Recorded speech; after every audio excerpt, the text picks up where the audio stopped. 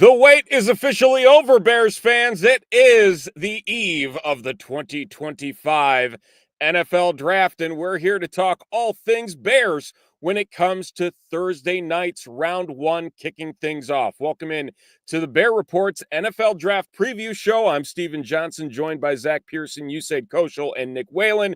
And gentlemen, I feel like we've been talking about this draft for quite some time. The Bears with another top 10 pick, maybe. We'll get into that too with all the different scenarios. But off the top, before we do get into the fun of what comes with the draft, some unfortunate news here this evening, as well as Bears Hall of Famer and legend Steve McMichael passing away at the age of 67 following a battle with Lou Gehrig's disease. And again, less than 24 hours ago, talking about how he was transitioning into hospice care. And again, just a legendary career and a legendary life, even outside of the game, with WCW wrestling and the Four Horsemen and everything in between. But still a crushing loss to the Bears community.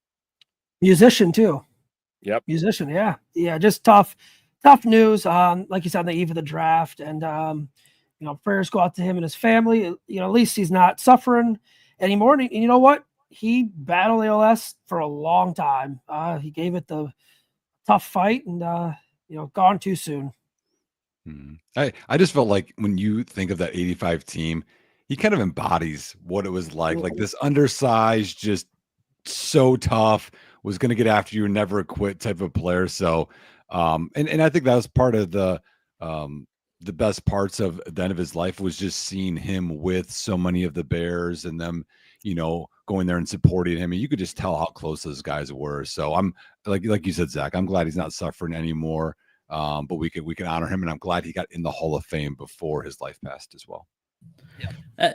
And going off that, Nick, I mean, you're right. It's cool to see him kind of basically get into the Hall of Fame last season or last off season, and I think week one, Zach and I were at Soldier Field for that Bears Titans games. We actually ended up in the elevator with Misty, and she was a joy to talk to, so prayers out to the entire Mongo family, but rest in peace, Mongo. Yeah, it's again, like you mentioned, not in pain anymore, not suffering anymore, but again, just an incredible life, an incredible career, and again, will never be forgotten. That much is for certain within Chicago Bears lore with Steve Mongo McMichael. So with that being said, we'll switch gears here, diving into the NFL draft. A lot to cover here. A lot that Ryan Poles has said, talking about the different scenarios over the last 12 hours, not even the last 24 hours, but the Bears have been, I feel like, at the forefront of everything trade talk. It's like they're the Kickstarter to making some things move, and it doesn't help that Ryan Poles is kind of throwing some extra fuel to the fire with some of his comments. But then we'll also get into picks, bold predictions, and what we would consider the perfect draft out of the Bears over the next 3 days. So with that being said, we'll just dive right in. Again, Ryan Poles talking to the media, saying some very interesting things about this class. And overall, there has been much conversation related to it being a relatively top-heavy group when it comes to blue chip players past the first 5-6 players. And then a lot of talk about maybe, pick 6 to 20, all kind of gets meshed up there, not necessarily a certain tier that splits things up. But Ryan Poles had this to say, saying that this draft is going to be a little wild, but we're prepared for all the scenarios that will pop up. A lot of phone calls going on right now, large pool of players, very good football players at that. And so, again, adding that fuel to the fire. And Zach, we'll start with you. You were talking and seeing everything that was going on in Hallis Hall as they get ready for this. Do you get the feeling, being there and hearing from Ryan Poles, that there is the possibility the Bears are, for the first time, potentially going to be moving up in a draft? Yeah. So, a couple things about those press conferences. They're not really going to tell you everything. It's lion season, as Herb Howard said. They're there. They have to do it. I'm sure they would prefer not to do it, but also in a way they can maybe, through the media, kind of, throw other teams off. with that statement, though, he brought up the wild part of the draft in his opening statement. That wasn't even a question. That was part of his, that was like the end of his opening statement. I think this one's going to be a little wild, but we're prepared for all the scenarios. To answer your question, Stephen, yeah, I mean, I think there's a possibility the Bears could trade up. I think, blue chip players in this draft, I think you have to think Abdul Carter, Travis Hunter, Ashton Genty. I don't know how many more after that. So yeah, I mean, it's limited. We know Cam Ward's going 1. We have an idea that Travis Hunter, Abdul Carter is going 2, 3 in those orders. To me, that the draft starts right there with the New England Patriots and what they do. And, after that, sitting there at 5's Jacksonville. And that's kind of the team that all the smoke is around with Ashton Genty, Mason Graham. So yeah, if you're the Bears, you want Ashton Genty, I think you guys can agree. You're going to have to trade up for him at this point. It definitely seems that way. And Usayd, with all of the talk about how, again, it's a top heavy class and there's a lot of teams actually wanting to trade back and fall back. Do you feel as though the Bears might be able to get any type of discount when it comes to moving up versus, previous years? I feel like more often than not, we were hearing, you want to move up 4, 5, 6 picks. You're relinquishing a future first rounder. And it doesn't seem like that's necessarily the case this year. Yeah, I don't think it's the case because a few things here. Number one, I think, the Bears have the flexibility of having 39, 41. And, Nick and I have texted back and forth about this all offseason. Like, if a team's going to trade up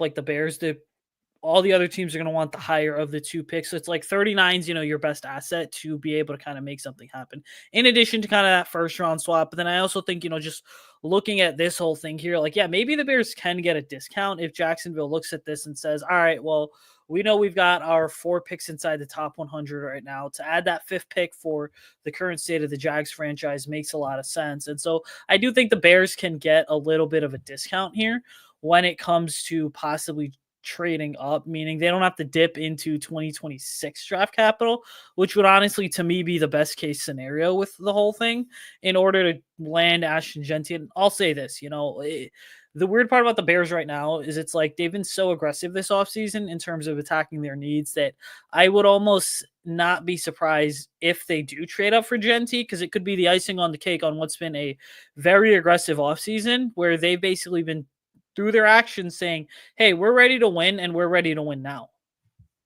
And, again, going through all the scenarios like Ryan Poles mentioned, and Nick, again, like Usayd mentioned, you guys have been going back and forth just talking about all the different options. Do you feel as though this roster is ready to essentially give up those blue chip picks in this draft, having the 2 second rounders and the number 10 pick in order to move up? Or do you feel like they're still kind of in a approach where maybe they should trade back or just stand pat based on the needs of what this roster still needs?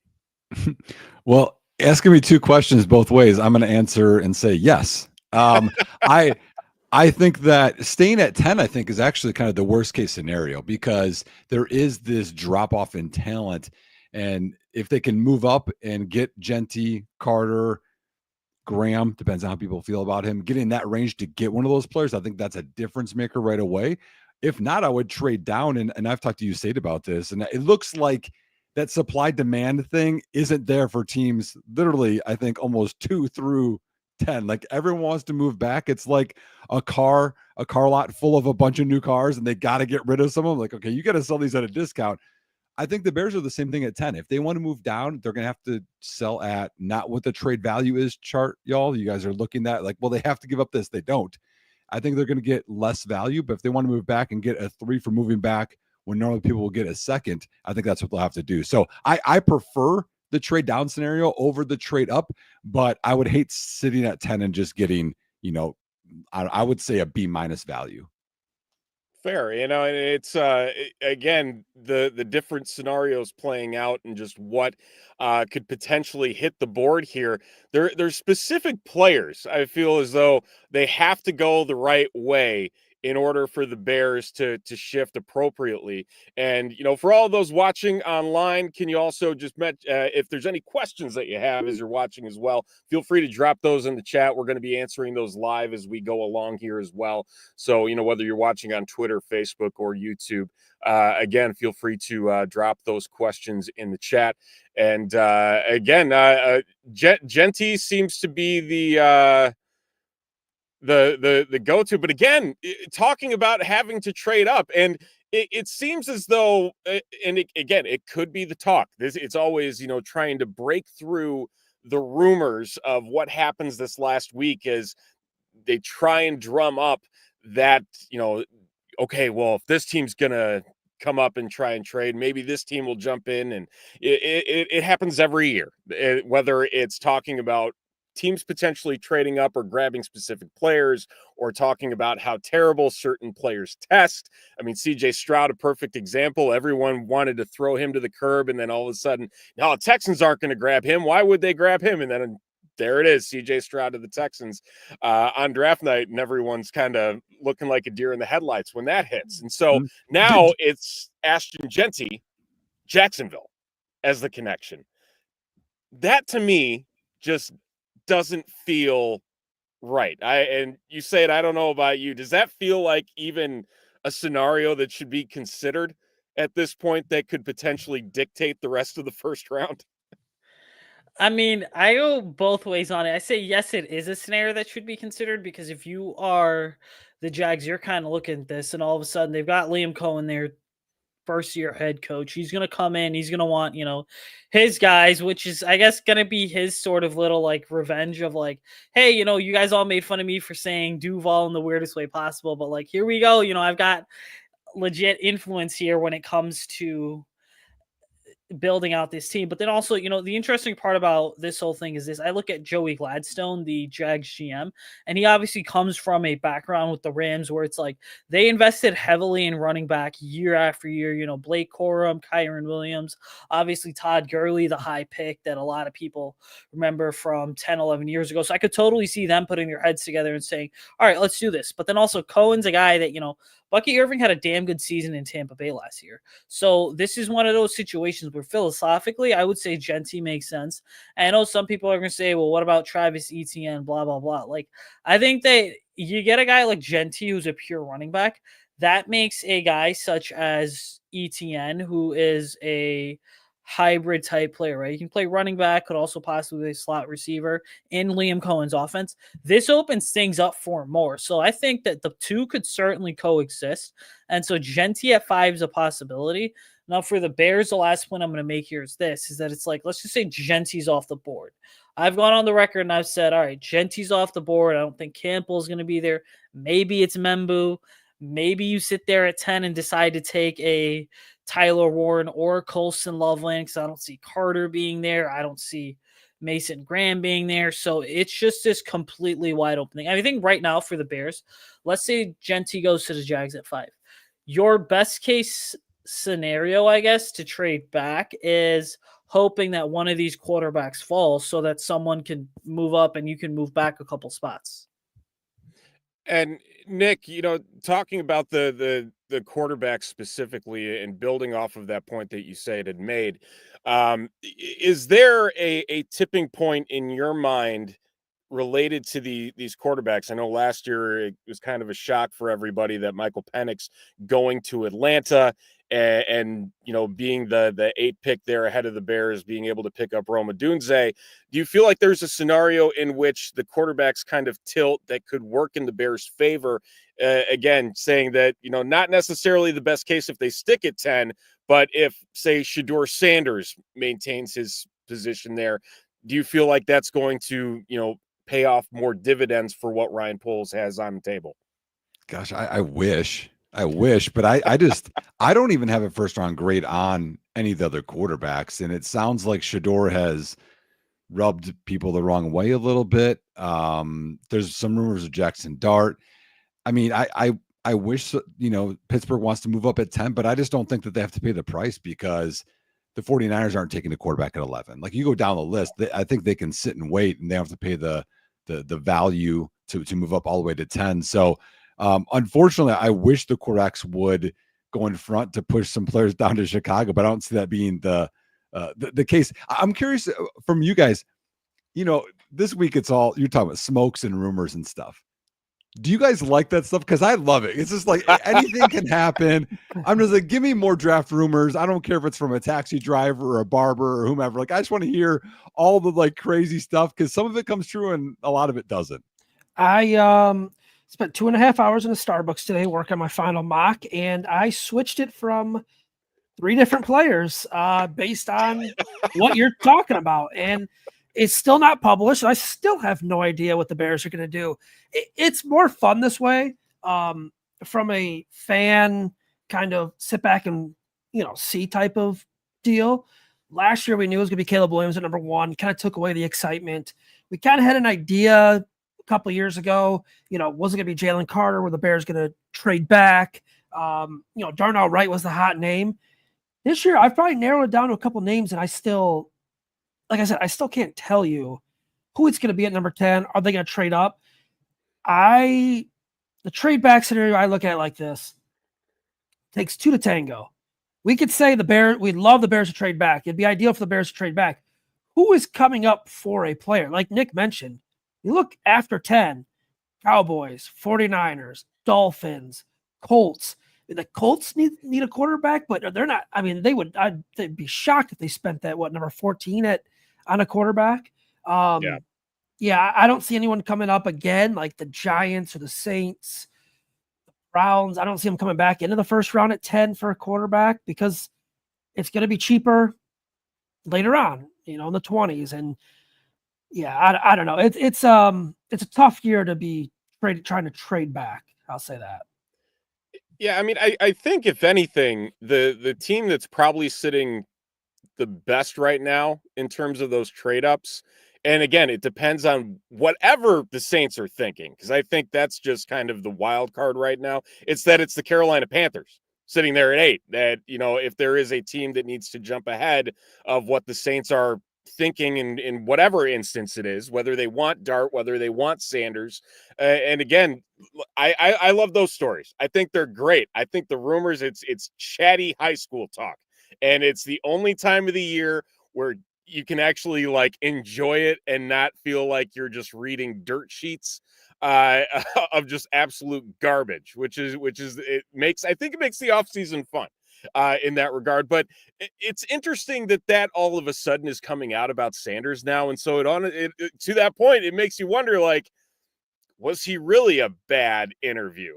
Or are they just saying that to bring the value down and hope that, maybe he is getting through those early teens of picks and getting down to the later teens where you're getting into some of those teams that could potentially take a quarterback, or maybe the cost isn't as high to jump up and draft them. I feel like the Bears are kind of in no man's land, though, unfortunately, in that regard, which sucks.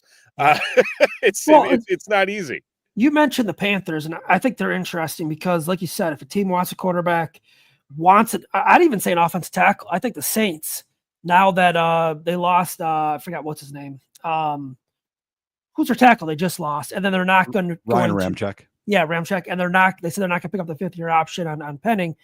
They need a tackle. So the Panthers, if a team wants to jump the Saints, the Panthers, if they love Jalen Walker, they love Walter Nolan, they love Michael Williams, Panthers probably could get one of those guys anywhere from, let's say, 12 to 20, potentially. You know what I mean? Or James Pierce Jr. So the Panthers are an interesting team. I still think the draft starts with the Patriots and what they do, because after that, you're looking, Patriots, Jaguars, Raiders. What do the Raiders do?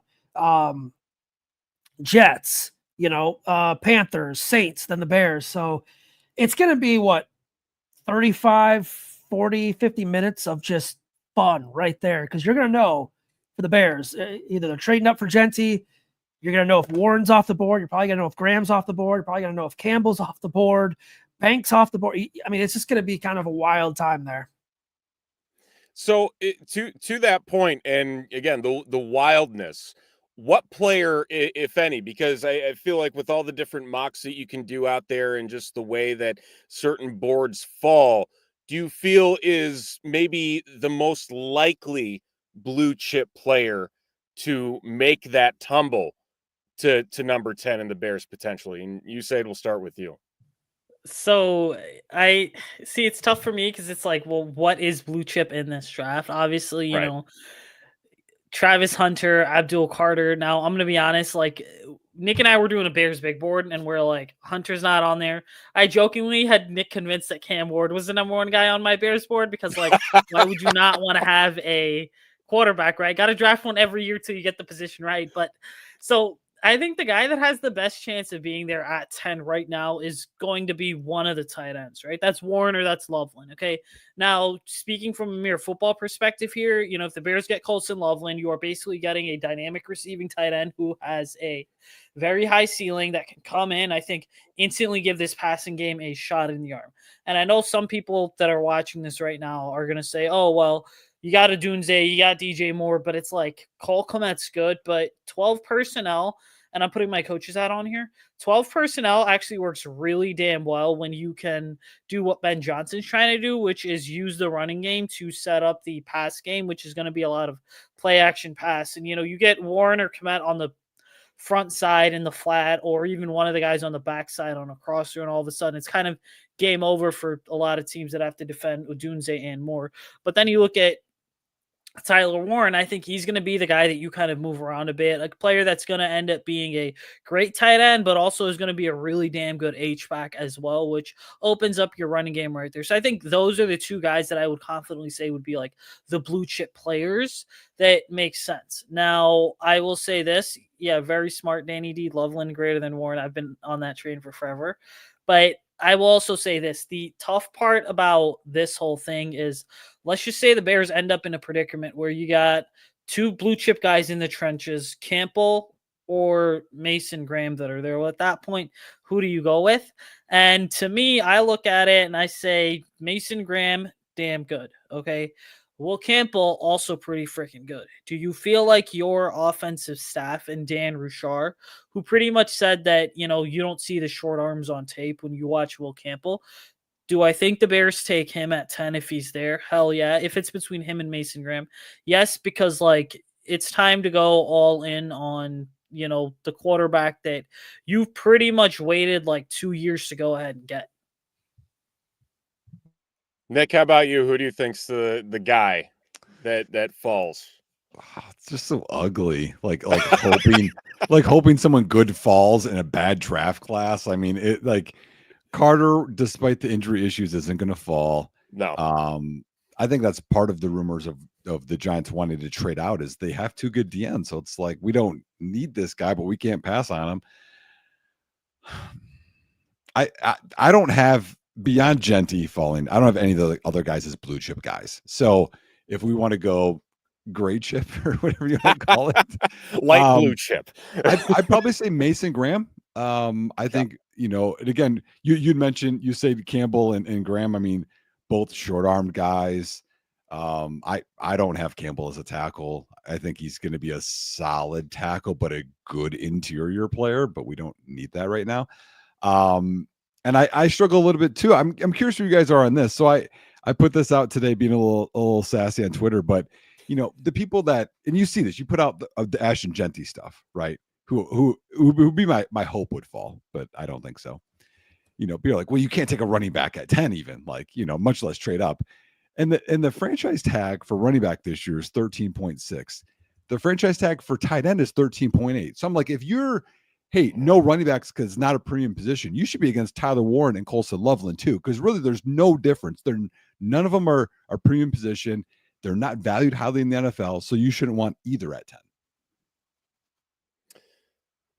Fair, very fair point. And I guess to that point, and you mentioned, you know, having a lot of these offensive linemen at, you know, I feel like an overload of questions about arm length with the top guys in this class, more than there usually is. And it's odd. And specifically Will Campbell. I mean, the number one offensive lineman in this draft by a lot of boards. Zach, you know, with left tackle being kind of the last piece of the puzzle for completely remaking this offensive line, do you feel like it's almost kind of a risk if the Bears choose to go that route based on all of this talk of there being so many top guys that might just be a better guard than a tackle at the next level? I don't know if it's a risk. Whether we agree with it or not. I mean, I'm not an expert. It's hard for me to tell where Will Campbell's going to play. All I can do is listen to what the Bears say. The Bears. I mean, we all can, I think, agree on this. If the Bears draft a tackle in the top 10, he's going to be starting day one. At left tackle. It'd be crazy if he wasn't. No, I don't think it's a risk because, like Nick said, though, if Will Campbell's a tackle starts off and they think he's their tackle and he struggles, they kick him into guard, I don't think it's the end of the world. I do think the Bears are kind of set there. Maybe you move out of Jonah Jackson eventually because I do think Joe Tooney's going to get a contract extension. But no, I wouldn't call it a risk. I think there are players that are high ceilings, that are projects like Membu out of Missouri. Can he play the left side? I'm sure he can.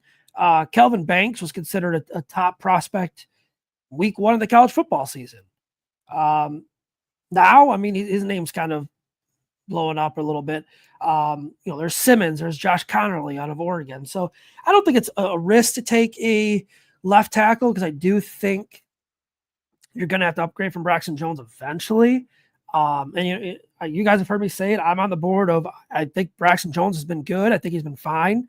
At some point, you kind of have to get past the whole, he's been fine for, a day 3 pick. You got to upgrade eventually. So I don't think it's too risky because, I mean, this is just, I guess how Nick kind of said, it's a bad draft. Like it's a deep draft. I think there's going to be more value on day 2 and day 3 to find players. It's just a bad draft to be first round, like Adam Schefter said. You might get a guy at 30 that's as good as at number 10 or number 9, or you know what I mean? It's a weird draft. It's very unpredictable. Yep, absolutely. And to that unpredictability, I feel like all 4 of us might be going in different directions for specifically what the Bears could potentially do with their picks. Again, holding on to 4 picks in the first 3 rounds of the draft, a first rounder at number 10, the 2 second rounders, and a third rounder. And so diving into that situation and the scenarios, it's who should the Bears draft with their first 4 picks. And we're going to now switch gears into specifically who each of us has as the perfect draft for those first 3 rounds and how you would consider it to be building things back up. And Nick, let's start with you. In this situation, your first round pick, your 2 seconds, and your third, who do you have the Bears taking that makes you say A+, I'm happy, let's go? Sure. So I'll live in dreamland, okay, and say that Ashton Genty falls to 10, okay? So we'll go with that one, right? And then in the round 2, I'm going to go double D lineman. I've done this a lot with Usayd. He knows I like these guys. So we go with Landon Jackson, who, I debate endlessly on Twitter on this, so I'm just going to let it go. The Dennis Allen has to have certain kind of DN type guy, even though he has some ACL concerns. But I like him in terms of a guy that can at least, push the pocket back, right? Contain a little bit on the outside, helping the run defense. I like Tyleik Williams a lot as your one tech, your replacement to Andrew Billings. You can help out a little in the pass rush. He has to develop there, but I think that's a guy that you need, especially with Grady Jarrett being a 3 tech, you want Dexter losing some weight and being a 3 technique. So that'd be the second round. And then the home run pick for me at 72 would be offensive line. And I think there's a lot of guys there that I like. I always going to botch the last name, but I like the guard from Arizona, Jonah Savinea. But however, I like him a lot because I think he's a good zone guard too. He has some versatility there. He's got a little nasty streak. So to me, that would be the perfect draft. You have a 1 technique, an offensive lineman, a running back, and a DN. I think those are the 4 top positions. All right. Zach, how about you? Yeah, I think on those 4 picks, 2 of them have to be in the trenches for me at minimum. I would like an offensive lineman or a defensive lineman. If they went 2 DLs, I'd be fine with it. And then if you do that, the other 2 picks to me essentially could be a wide receiver, maybe in the 3rd round, speedy guy. You could get a safety, you could get a linebacker, you get a running back, you get a tight end. I think the options are there. I think Genty would be the slam dunk, obvious fall to number 10. If they can't get him though, it's going to be interesting. I think an offensive tackle will be fine. I'm kind of on the Kelvin Banks train now. Kind of talked myself into it. I've talked myself into Michael Williams. I've talked myself into about 15 guys. So it's probably easier if I just give you the guys that they shouldn't take, in my opinion. But that 2nd round, they're at that sweet spot at 39 and 41. Running back should be there. I think we could see 3 go in the 1st round.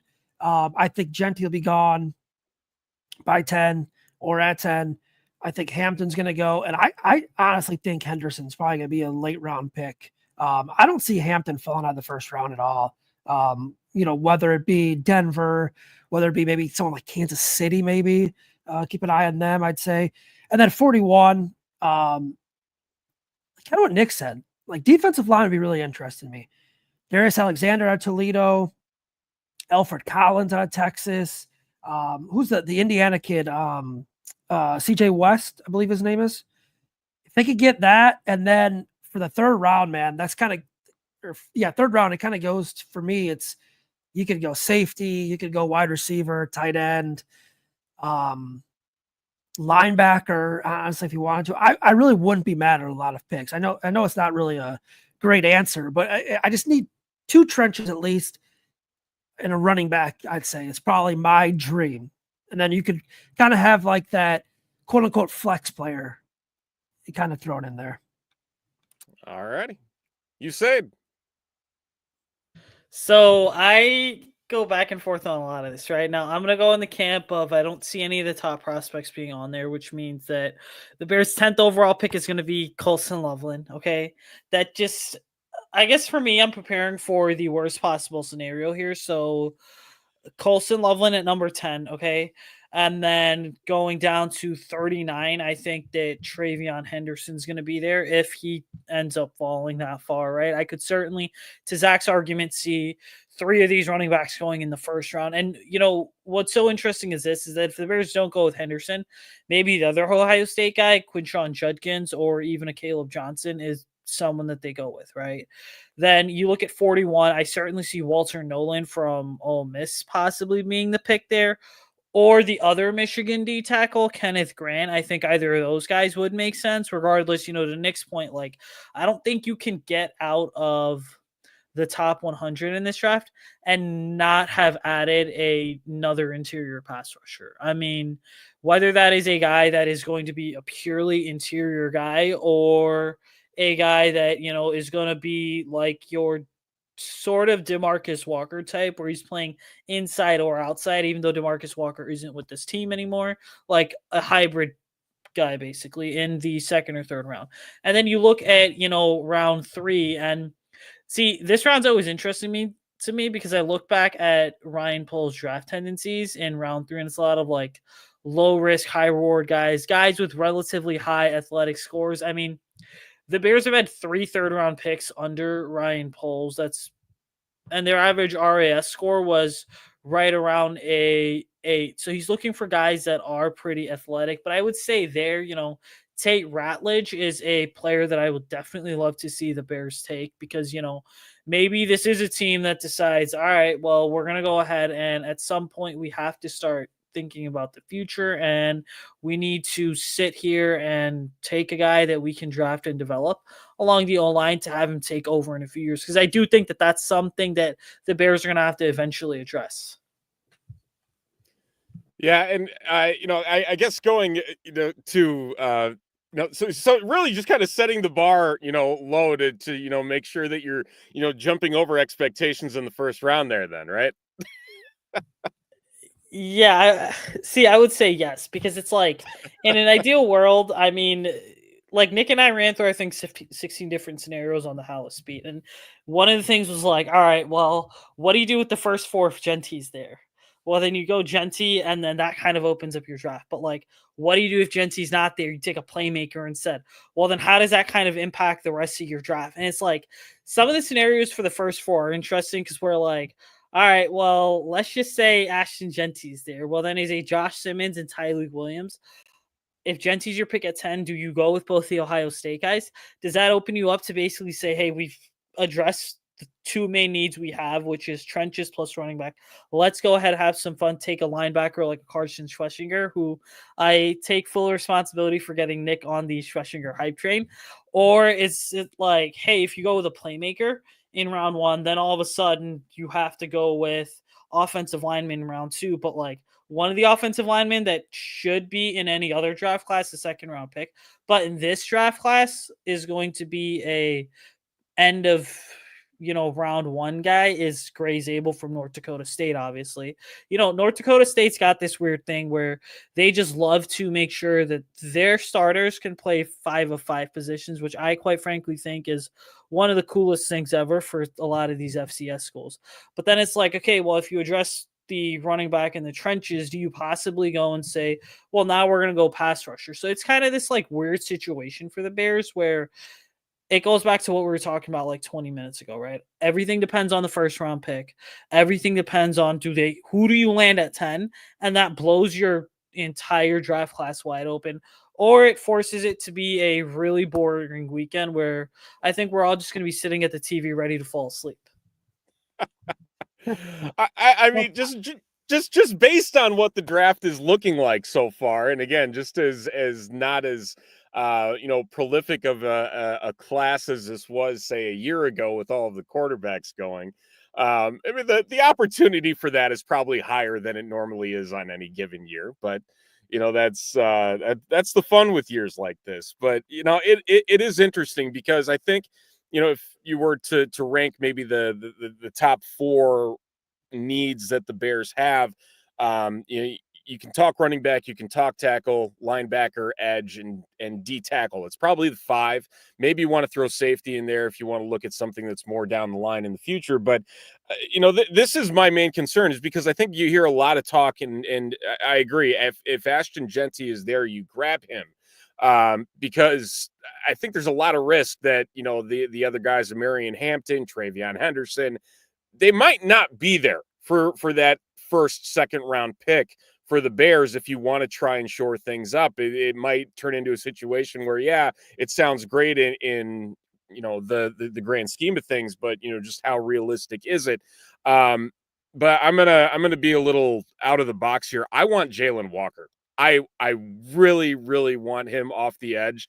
It is out of the box. He has not been connected to the Bears whatsoever, but I just love that mentality that he brings. Not necessarily the greatest fit, more that off the ball linebacker than necessarily a pure edge player.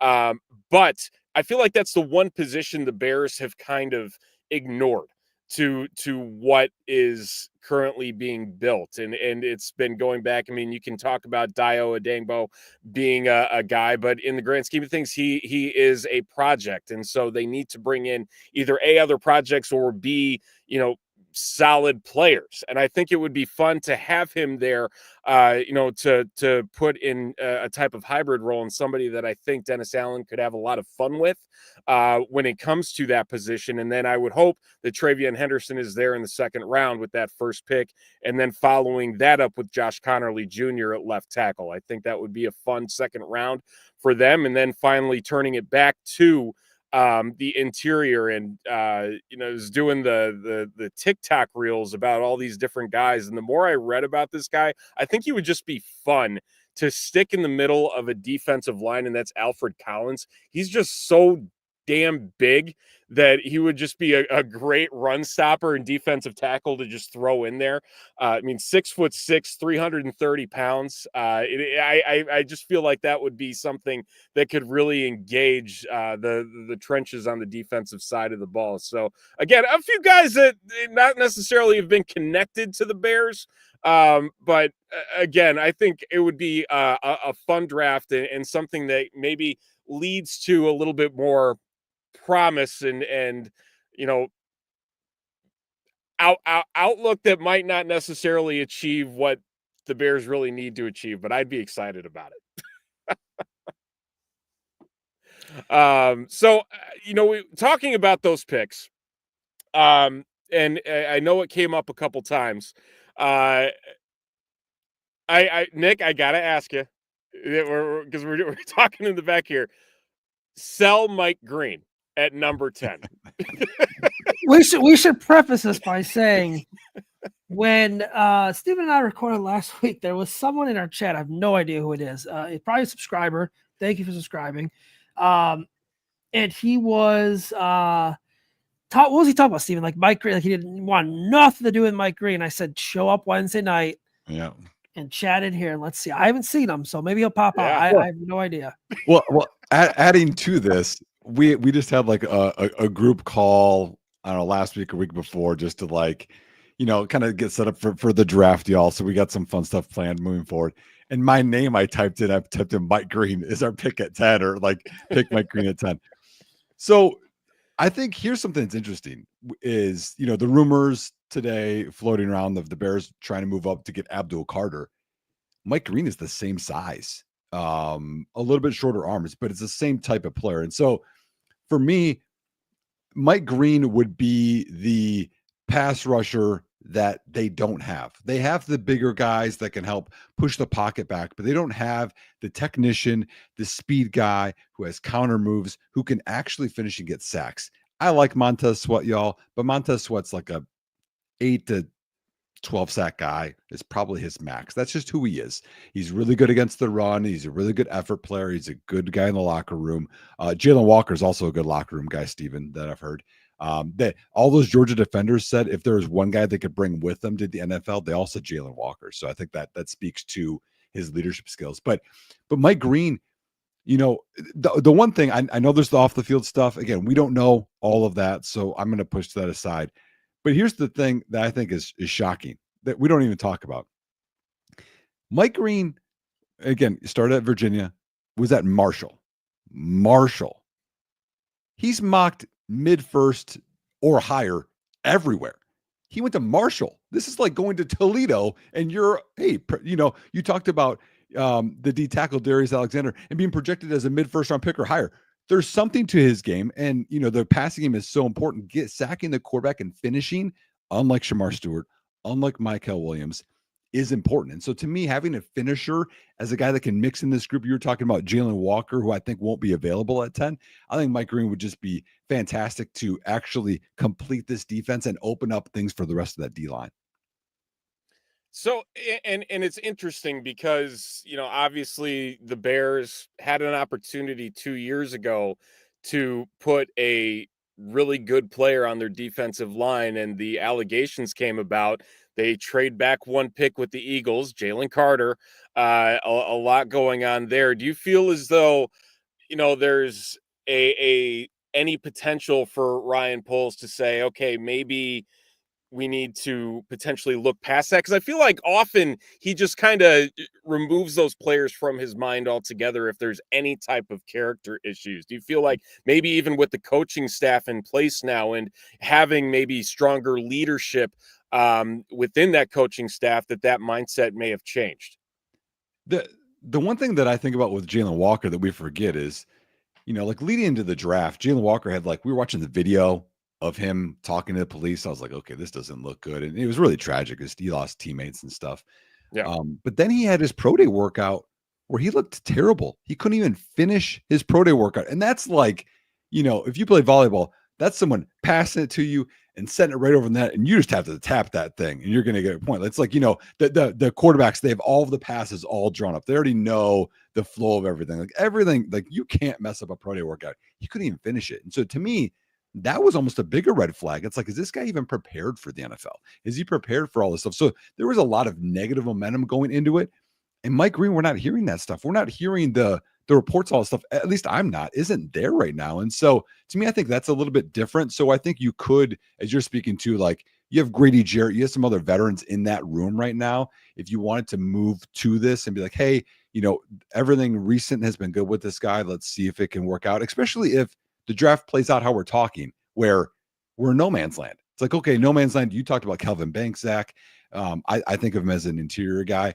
You talked about tight end. Do we go there? Like I feel like right, no matter what, it's going to be like I'm ready to get underwhelmed. Is what I'm ready to do for this draft. Like they draft us like, so it's like, well, if you do that, maybe you do take a chance, right, on a guy that can actually sack the quarterback, and then you finish out the draft class, with the second round and third round. Here's the thing with the character concerns, though. Like, we heard it with Jalen Carter, but you look at the Bears. Ryan Poles traded for Chase Claypool. There was some serious character concerns there. I was in that building. I saw a lot of that stuff. They had 2 coaches let go in 1 year under Matt Eberflus, the running backs coach and the defensive coordinator. Like, at some point, and I get it, like, I totally understand you have to do the background checks, you have to do all that.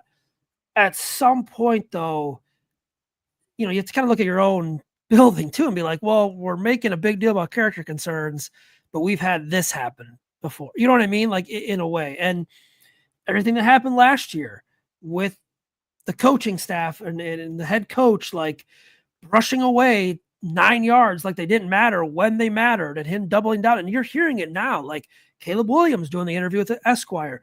Roma Dunze said he agreed with Caleb Williams how that felt. Like, so yeah, I mean, I think, the Jalen Carter one is a little tricky because of the scenario that happened. I do think Jalen Carter was probably in a good situation in Philadelphia, where they have Big Dom, they have Sirianni, who, love or hate him, I mean, he just doesn't seem like the type of guy that's going to put up with that, BS. You're going to go there and you're going to play football, you're going to work hard. If Jalen Carter came to Chicago, I think it could have been an absolute disaster. You know what I mean? Because of what was going on, what transpired. But here's the thing: the Bears do care about character concerns. We know that. I know for a fact they do. Ryan Poles puts that in his draft evaluations, 100%. So we'll have to see. But I mean, I'm kind of with you, Nick. Like, Mike Green has a production. He did it at Marshall. You have to trust your gut, I guess, and make sure you do the work. But I don't know. We'll see. We'll see about Mike Green. Where do you think he's going to go, Nick? I think Atlanta is his absolute floor. And the other thing, in a non-talented class, it's like you have to get guys that do well, because there's more guys that are falling. Like Will Johnson's falling. Like you just see guys that are falling. I've heard Josh Simmons, the knee is a bigger concern. It's like, who else are you going to take? Another one, sadly, another one that didn't work out is Nate Davis, right? So another one, spent money, didn't work out in that room. And so, you could go one of two ways. You could say, hey, he's going to be more cautious, or now they have a better structure around so players, they can handle it. Because the other part too is, like, they're football players. Like, I don't know how much you've interacted with them and stuff, but they've got mean streaks in them, because what they do is a car crash every single Sunday. Yeah. So, I mean, honestly, I think they should be applauded for what they put their bodies through every week. It's crazy, but some of them, they're going to have a little bit of that streak. That's one thing I like about Grady Jarrett. You watch him, he goes right to that edge, maybe a hit a little bit long, like right after the whistle, and that's it. And I'm like, that's why I want him to be a Bear. So, and again, we don't know all the reports, like I hope all the stuff isn't true about Mike Green, just for, humanity purposes. But in terms of what I see on tape and what he could add to the Bears and a pass rusher, I think it would be an asset. Yeah, it's again, but really kind of an ultimate, risk, in terms of how that's weighed. And Zach, like you mentioned, just how much weight Ryan Poles is putting that into his evaluation as a player. Is it, something where if there is a negative tick there, it's dropping him from, say, a B+ down to a C- or even lower than that? I mean, that's the big question that, there is no rhyme or reason from franchise to franchise in what goes on in these draft rooms. And so, speaking of the draft grades and analyzing all of these players. We talked about what we would consider, the strong start for the first 4 picks for the Bears. In your minds, one player that if the Bears take them will have you throwing your phone against a wall saying that is the dumbest possible thing the Bears could do. Quarterback. Besides, yeah, of course, no, obviously. Madison. But Kicker? to a point, a player where you're just like, this ain't it. Why are we doing this? Usayd, we'll start with you. So that's okay. Honestly, that's a very tough one for me. But all right, here's the deal, man. Like, there's this little saying that I have, which is, "Give me scheme fit over talent." Okay, which means like, yeah, talent's important, but if a guy doesn't fit into your scheme, then he probably shouldn't be as graded high on your board as the general sort of draft community makes him out, or even all the stuff that we see from people on social media. But I would definitely say this, right? Just looking at this thing here, I mean, I'd probably be pretty pissed off if the Bears sat there at 10 and took a Kelvin Banks, okay? Not because I think he's bad or anything, but I do think that there are 2 offensive tackles that are certainly better than him. And quite frankly, like, to me, Kelvin Banks seems like a reach at 10. But then you also look at that and I'm like, all right, well, if they do take Kelvin Banks, I'm going to totally understand the rationale why. But I would say this, right? Probably the guy that would piss me off the most is going to be one of the A&M guys. All right. Now, I love Nick Scorton, big fan of Nick Scorton. I don't really see much of anything with Shamar Stewart.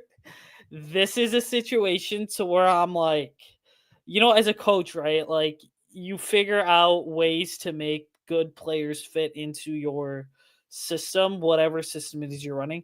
The weird part about Shamar Stewart for all the years that he's been at A&M, and I'm curious to know what Nick thinks as well, is that it's like they never found a way to like really make him fit, right? Like, he was the guy that like showed up the first day in whatever high school, let's say, and they were like, holy crap, this is a big guy. Like, here's a helmet and pad, just go out there and kill everybody.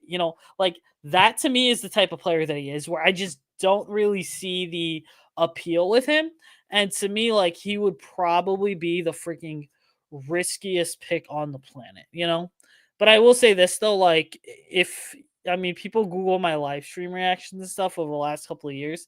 It's pretty much just like, hey, cool, they made a pick. Like, who's picking next now? Who are they going to take next now? Like, that's pretty much it for me. It's a very like dead reaction, honestly. Nick, how about you? Well, I think Shamar Stewart is way up there. And my favorite phrase for describing him is, if you don't bite when you're a puppy, you're not going to bite when you're a dog. And so I don't know that expecting him to just somehow evolve into this complete pass rusher and run stuffer, because he's not good finishing there either. I just don't see it happening. There's a lot of these, Tyree Wilson, Lucas Van Ness, these athletic edges, and you just have to get them. And they didn't do it in college, but you just wait. I mean, we need football players in the end. So he'd be up there. I'm gonna pivot, just because that was your answer. You said I'm gonna pivot. People have rumored this. If they go running back at 10 and it's not Ashton Genty, I'm gonna be mad. I do not see Omarion Hampton as this next awesome great back. He's in that group for me. He needs a runway. I don't trust his vision. I don't trust his balance. I think he's okay. And I'm also not a huge Travion Henderson guy. So I know that I'm going to butt heads here. I think with Steven likes him, but his interior running is just gross to me. His eyes are down. He doesn't cut at the second level. If he started doing some of that, I'd feel better, but he feels like a college version of DeAndre Swift to me, a guy that's going to leave a lot of meat on the bone in between the tackles. If you get him out in space, it's fun. If you get him in the receiving game, it's fun. But at 10, no way. My hot take is, if we don't get, and Usayd knows this, if we don't get Ashton Genty at 10, then I wouldn't take a running back until 72. All right. Zach, how about you? Yeah, I mean, Stewart is the obvious answer, I think. I agree with everything that they both said. It's kind of hard to to give any other answer. I would not be a fan at tight end for number 10. I'm kind of like Nick, where I just, I don't know. I would not be happy with tight end. I think you could find or take the chance at an offensive tackle, defensive lineman at 10 instead. Yeah, there's a lot of picks though. Like, obviously punter, kicker, quarterback, wide receiver, I'd be a little on. Ryan, Ryan Poles has drafted 2 punters in his 3 drafts. So I'm telling you guys, it might be coming. I'm just kidding. No, it'd be Stewart for me. Henderson would be up there for me. I could talk myself into Hampton at 10. I'd still think it'd be a reach, obviously, but I could talk myself into it. Tight end for me would probably be I don't know, man. There's something about the tight end class at 10. It just feels like too high. Like I think Ward and Loveland are going to be fine players. It kind of feels like we're basing this off of the recency bias with Brock Bowers, and we're trying to get the next Brock Bowers. And, it'd be a little to me. But Stewart would be my answer. Sorry to grab your guys' answer. No, but with that, Zach, so one thing I did today after I had that tweet and you said already retweet it, which I liked, is so Bowers, yes, like it's like, oh, we just need him. But then you go through here, top 20 tight ends picked in round 1, going in recent order: Kincaid, Pitts, Hawkinson, Fant, Hurst, OJ Howard, Evan Ingram, David Njoku, Eric Ebron, Tyler Eifert, Jermaine Gresham, Brandon Pettigrew. And you go through that list, I'm like, how many of them were worth? How many of them were worth their draft slot? Maybe 2. Yeah, so they don't even hit. Like if you take a running back, at least they hit generally. Tight end is very hit or miss. You're gonna get 2 to 3 years out of a running back. Like I said, I would not. I could talk myself into Hampton. I would not agree with it. If you go Hampton or Henderson, you're gonna get 2 to 3 years, I think, of some production at least. You know what I mean? But like tight end, I don't know. A lot of people are high on Tyler Warren, and I think it'd be fine. But it'd be a little underwhelming for me. It'd be like, okay, like we're coming away with this. Like, but Stewart's definitely my answer, I'd say. I'm just glad we're all in consensus on Shamar Stewart just being what is he doing here, and why is this even being considered, given he couldn't even muster more than a sack and a half in a season over 3 years. I'm still trying to wrap my mind around that. But again, there's always the underwear Olympics winner, and Shamar Stewart is it. But another guy that honestly I'm not going to be happy with, and if they feel as though he can make that transition, I just frankly don't see it, and that's Armand Membu. I do not, and under any circumstances, want to see him drafted by the Bears. He never took a snap at left tackle. And again, you can talk athleticism all day with what he was able to do, but the fact of the matter is that was such a scheme-heavy situation in Missouri that I just cannot see that transitioning well to the pro game, and especially putting him in a position where he hasn't necessarily played. And then you're maybe even talking about shifting Darnell Wright to left tackle, and that just gets into that messy game that we've talked about in the past over this offensive line. Well, this guy can play guard, and he can play tackle, and he can play this, and he can play that. You got to settle things. And that to me just says you're trying to fit a round peg into a square hole, and it just does not work for what needs to occur there with the Bears. So outside of Stewart, I'm not going to be happy if Membu's pick at 10. So that's where I'm going there. But one last question here before we close things out. And again, we've talked about more of the safe talk in terms of the picks. If there is one thing that you're going to plant your flag on as the bold prediction for the Bears over the course of draft weekend, whether it's tonight or tomorrow night or Friday, whenever, and their picks, what is it? What's the bold prediction? Zach, we'll start with you. Sorry, my thing would not unmute. Okay, so I am going to say this, and I will leave it a little open. The Bears are going to trade up and draft a running back. Might not be at number 5. Might trade into the first round and draft a running back. That'd be my bold predictions. They're going to trade up and draft a running back at some point. All right. So even taking the second round picks into the end of the first, you're saying, as a Yep, potential. move up in the third round, something like any round. They're going to trade up Okay. when they draft a running back. All right. Usayd, how about you? All right, I'm gonna go with this. I'm gonna say the Bears take and somewhat similar to Zach's, but ultimately a little bit different. Okay, I'm gonna say the Bears sit at sit at number 10 and draft one of these tight ends or an offensive tackle. And this is, by the way, assuming that Ashton Genty's off the board. Okay, this is assuming that. Okay, and the good edge rushers are off the board as well, which, going back to the Mike Green convo, Nick knows that I consider Mike Green to be the best pure pass rusher in this draft class. Okay, so there's that. So they're going to sit there at 10. They're going to get whoever the highest ranked guy on their board is. Then here's what I think happens. I think that the Bears move 39 and they trade back into the first round. And what they do there, depending on who is even on the board, is they either draft another playmaker, such as a running back like Zach alluded to, or I totally see them basically saying, hey, listen, we will figure out running back whenever we have to figure running back out. Right now, we're going to go ahead and we're going to take the highest rated offensive lineman on the board. And I do think that if it is a guy like a Josh Simmons or a Gray Zabel, hell yeah, that makes sense.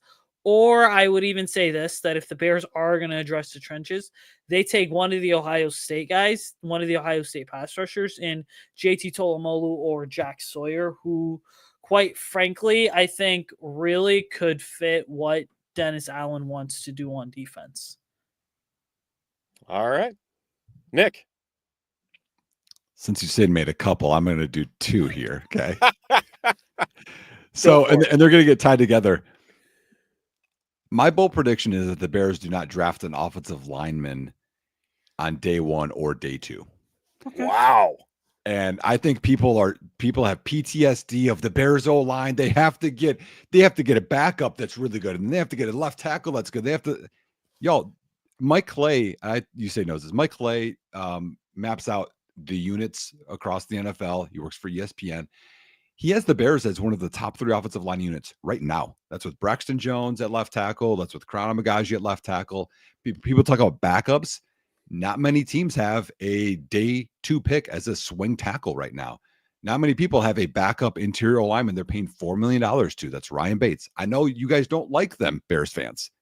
That's high quality backups. So I don't think it's as big of a need, especially if they extend Joe Thuney, as Bear fans have right now. So, and their backup interior alignment that started in the playoffs, Christian Mahogany, I think was a 4th or 5th round pick. So I think that they could potentially wait to address a developmental interior lineman.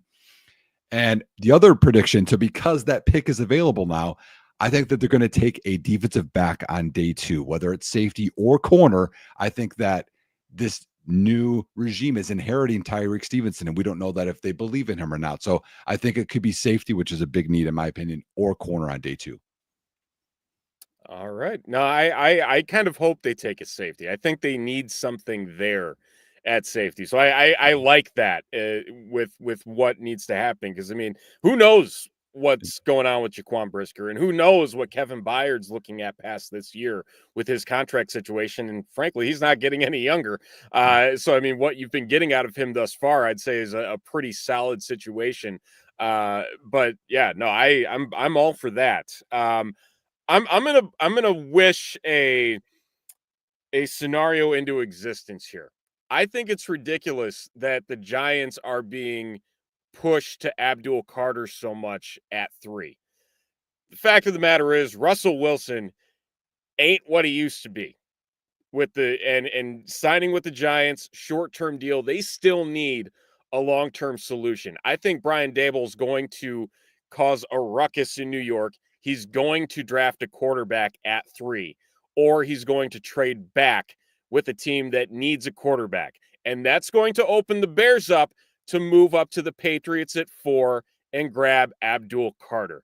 I want to see it. I think they need it. They haven't been talking about edge rusher. They need that guy. They need to get somebody in the trenches there that's going to cause havoc. Carter, I think, is that guy. He's going to cost one of those second-round picks, maybe even a fourth or fifth rounder down the road. But I would love to see that and to see Ryan Poles say, I'm going to get my blue chip player, and I think it's going to be Abdul Carter.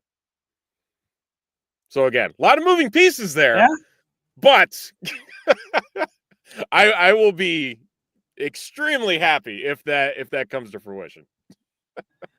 Yeah, I mean, we'll see. We'll see, Stephen. We'll see if that comes to fruition. Hey, that's why it's a bold prediction. Come That's on. right. Hey, I'm giving you credit for it. I can live in La La Land in the science fiction section all I want here for at least these last 2 minutes. No, you're right. That's why it is a bold prediction. But yeah, no, I mean, like Ryan Poles said, he thinks it's going to be a wild one. And, again, the Bears have been front and center with a lot of these conversations over the last 24 hours being the potential team to trade up, whether it's for Ashton Genty or another player. Who knows who is atop the board in the Bears draft room. So we'll wrap things up here before we get to final thoughts from everybody. Again, a reminder with what is coming up here on the Bear Report and our coverage of the NFL draft. We will be back tomorrow night talking first round reaction with the first picks of the NFL draft up until the Bears do make their selection and what that selection means for the future of this team. And then on Friday, also recapping the day 2 picks with currently the 2 second rounders and third rounders. And who knows what Ryan Poles is going to do. So stay tuned for that again tomorrow night and Friday night, carrying you through the weekend with the 2025 NFL draft. And so last words before we close out, final thoughts on what we're looking at here with this weekend and what it means for the Bears moving forward. Nick, we'll start with you. I would just say enjoy it. This is my favorite time of the year. And I think that the coolest part is it's changing lives. That's the phone calls, the families that, they're going from, you don't know what struggles that they had to getting the dream that they had growing up. I think that's the coolest part about the whole thing. So no matter who they pick, I think they're going to be a Bear. Like, we're going to support who it is, even if it's Shamar Stewart, y'all. Like, we just need to be there. So I think that's part of it is, whether they get your guy or not, we just have to be supportive. And the coolest part is that people are reaching their dreams. You said. All right, so no one talked about the undrafted free agents, and awesome comment, by the way, Nick, or the potential undrafted free agents. You heard it here first that I do think there's 2 UDFAs the Bears need to keep in it. Well, really 3. Number 1, Carl Smith from RMU wide receiver. Number 2, Brant Stair from UW Platteville. Number 3, Kane Johnson, OL from Augustana, which is a school that's like 3 hours south of Chicago. So watch for those guys, but keep it locked into Bear Report all weekend long because we're going to be blasting out tons of things for you guys. And I will be at Hallis Hall with Zach with tons of really good video content as well. So just keep it locked in right here. And Zach. Yeah, try not to get overwhelmed. Tomorrow's gonna be another day. I know we like the rumors and all that stuff. Tomorrow's gonna be a busy day in the daytime. You're gonna see a lot of stuff pop up. Try not to get overwhelmed. Just enjoy it, like Nick said. It's a fun time of year, special time of year for the players. Enjoy it, and football will be back before we know it.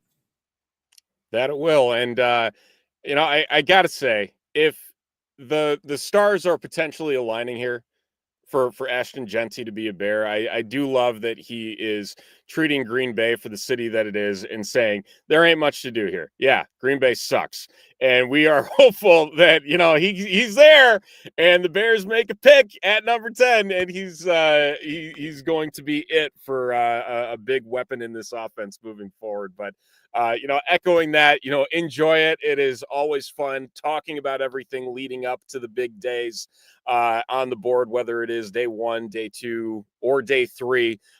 Even thinking back 15, 20 years, this used to be Saturday, Sunday only, and now it is a prime time spectacle, and I love it.